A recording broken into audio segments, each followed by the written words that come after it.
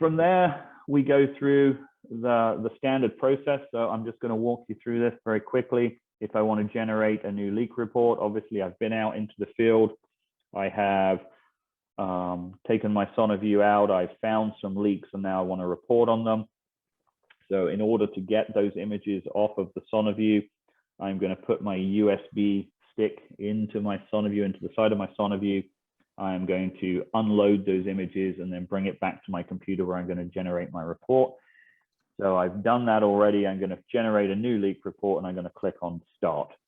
First thing I'm going to do, I need to select the compressor system that it's associated with. So here is my SDT Coburg that I just created. It's going to bring back the specific information so I can just, make sure that what's in there is good. I'm going to give it a name and I'm going to call this SDT Coburg leak report. And I'm going to choose my files. Now, when I am creating reports, or when the customer is creating reports, one of the features that exists within InSights is some pretty sophisticated filtering to give you the ability to find information very quickly and very easily. So when I am in the process of defining how I want to name my reports, I might want to put some thought into this, or the customer might want to put some thought into this, because as time goes on and you generate more and more reports, you're going to start filling up the system, and the ability to find them is going to be important. So how you name them will give you the ability to filter and find very quickly. So whether it's by building name, whether it's by compressor system, whatever kind of methodology they want to use, put some thought process into how you want to name things so that when you're looking for something later, it's going to be obvious as to what you need to put in. So if you've got 4 separate buildings, building A, B, C, and D, and every report you do for building A, start it with building A dash something. Maybe it's the date of the report that you did the leak inspection. Or if you're always going to do leak detection on specific lines within the facility, maybe you're going to call it line 1, line 2. So when you're coming back and looking for this later, you can filter on that particular name or that particular asset or that particular building. So if you have some consistency at the front end, it's going to make it very easy to find things later. Just like when we talk about creating hierarchy in UAS, think about that same methodology. We want to keep things consistent so that when you're trying to find things later, it's going to be very easy. So in this particular case, I've chosen SDT Coburg. So every time I go and do an inspection at the facility here, if I start it with SDT Coburg, it's going to be easy for me to put into my filter up here, SDT Coburg, and it's going to bring all of those reports to the top of my filter list, and then I can very quickly and easily find them and sort them out from other facilities that I might be doing leak inspections for. So just wanted to cover that right up front. So I'm going to choose the files that are going to be contained within this report by clicking on the Choose Files button. And it's going to take me out to wherever I have stored my, or I'm going to navigate to wherever I've stored my images. So here are my leaks that I want to include. So I can make this a little bit bigger. So I can very quickly left mouse click and then hold the Shift button, left mouse click again. Standard kind of Windows operating procedure. I'm going to select all of these and hit open. And you can see here, it's telling me I've chosen 13 files. If I just hover over it, I can see the description for all of those different files. And I'm going to hit upload. And what that's going to do is that's going to upload them here. And I can see very clearly the images that I am including. And if I'm happy, I'm going to build my report. So what that's done is that's now automatically taken those images and it has automated or gone into an automated process where it's created a PDF for me. So I can click on View, Print Report, and it's going to take me to this very beautiful SonaVu InSights leak report. You can see right up here at the top, I've got my SDT Coburg leak report. That's the name that I gave to this report. It gives me an overview on the front page. So what was the estimated total loss impact for these leaks that I found?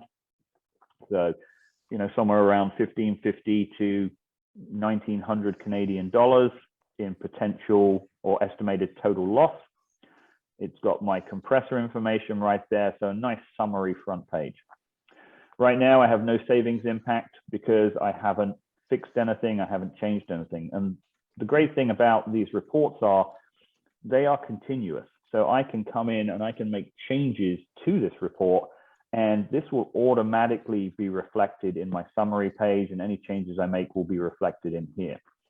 So, you know, I can scan down through this. I can see my specific images that I found, and it's going to bring in all that information. So what was my dB value? What was the gain I used? How far away was I from it? And what's the estimated leak flow rate and the estimated annual loss for this particular leak that I found. You'll also notice that there is some notes and location. Right now, we haven't added any, so that doesn't exist. But I can scan through all of these different images that I've brought on. If I was not within range, so if I wasn't close enough to actually get a distance, it's going to show me. I've got a big exclamation mark here to say, you know, we cannot estimate a cost because we weren't within 3 meters. So there might be certain cases where this occurs, but very easy to see when that happens. So all of that good information is contained within my report. Now I'm going to close this down. Now, if I want to go in and modify anything within my report, I go to the View Edit Individual Leaks. I click on here. This now gives me the ability to add in additional information.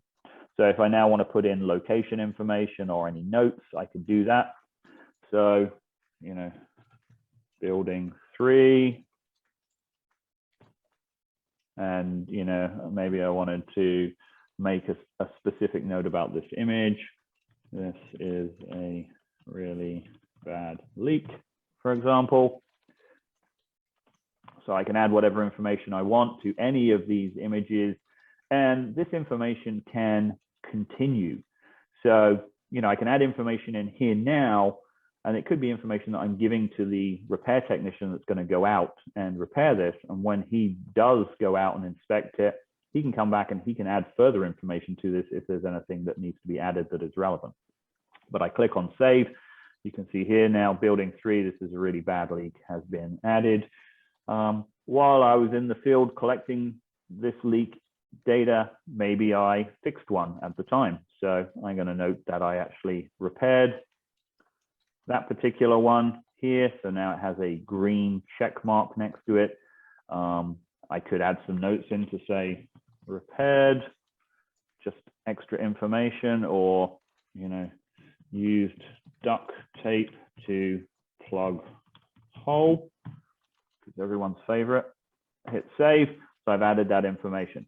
So now when I click on view report here at the top, that information that I've added has, or what of the changes I've made has been reflected in my report, and you can see it right away on the front page here. So now, because I repaired one of those, I can actually see that my loss impact has gone down a little bit, and my savings impacted has now been added.